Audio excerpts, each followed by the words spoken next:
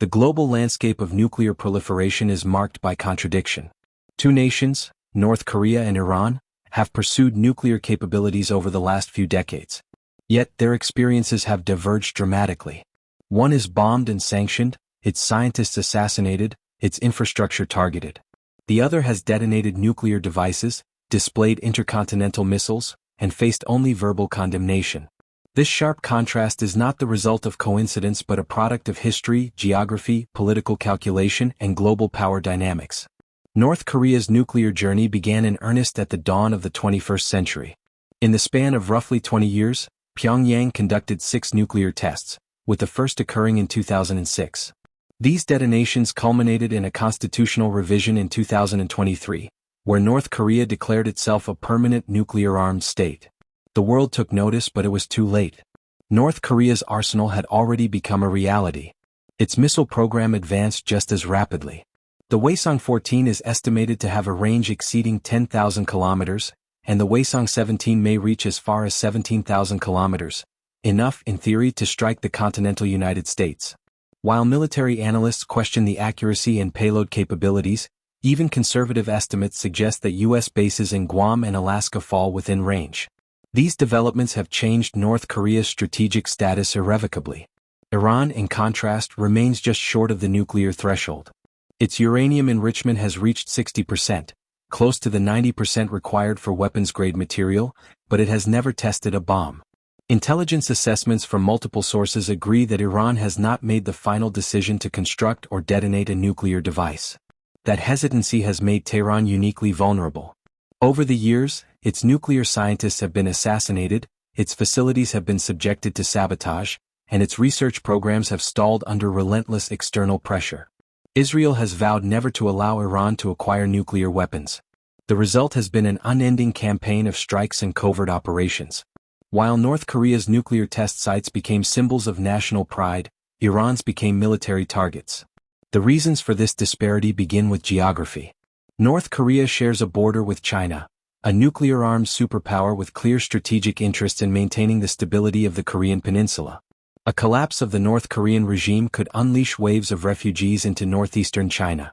Worse, an attack on nuclear facilities could result in radioactive fallout drifting toward Chinese cities. For Beijing, a functioning North Korea, even a nuclear one, is preferable to chaos on its doorstep. Russia, too, has vested interest in North Korea. As Moscow strengthens military cooperation with Pyongyang, it views the regime as a counterbalance to U.S. influence in Northeast Asia. Any attempt to strike North Korea would risk military escalation with not one, but two major powers. Washington is well aware of this dynamic, and its deterrent effect is powerful. Iran, on the other hand, is encircled by geopolitical threats and has no equivalent shield. It is positioned between Israel, a nation with advanced military capabilities and a long-standing adversarial relationship with Tehran, and the Persian Gulf, where U.S. aircraft carriers routinely patrol. To the north lies Russia, but Moscow has offered little more than rhetorical opposition to attacks on Iranian infrastructure. Iran lacks a security umbrella, and its isolation makes military strikes politically and strategically feasible. Even more concerning to the international community is the possibility of a nuclear arms race in the Middle East.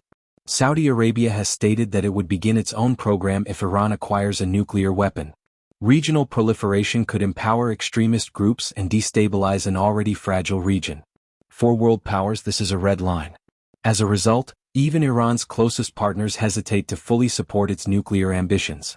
Beyond geopolitics, leadership style and internal dynamics have shaped each country's fate. North Korea has displayed a unified front under its ruling regime.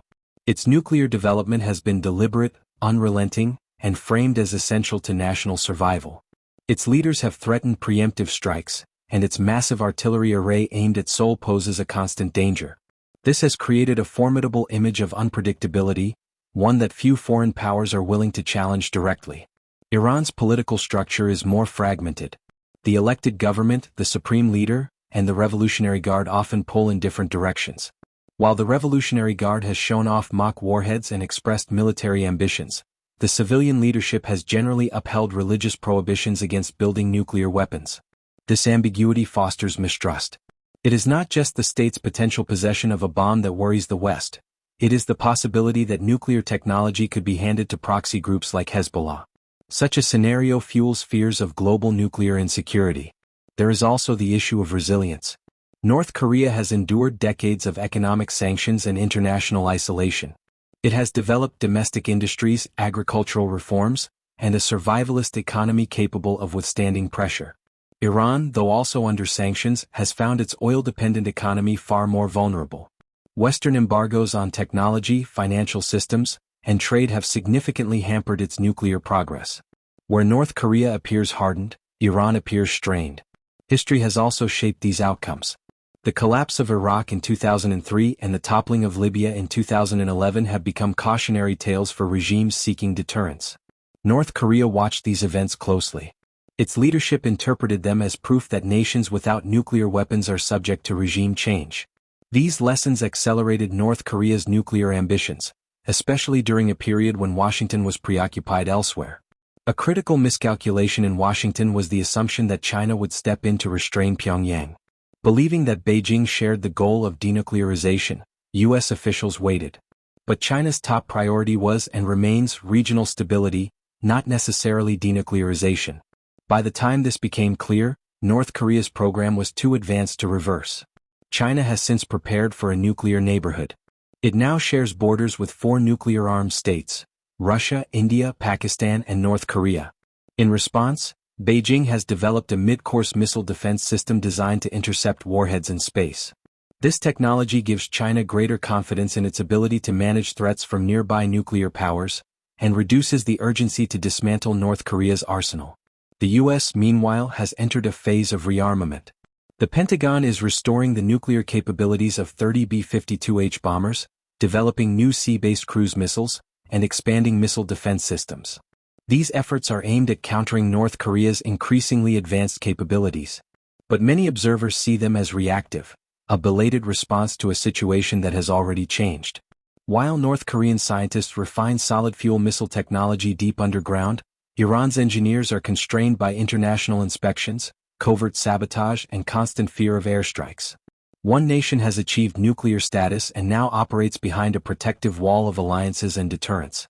The other remains caught in a cycle of escalation and intervention. The story of North Korea and Iran is not just about nuclear physics, it is about perception, timing, and power. It is about what the world will tolerate, what it fears, and how nations navigate the fine line between ambition and survival. In this contrast lies a deeper truth. Possession of nuclear weapons does not just change a country's capabilities, it changes how the world treats it.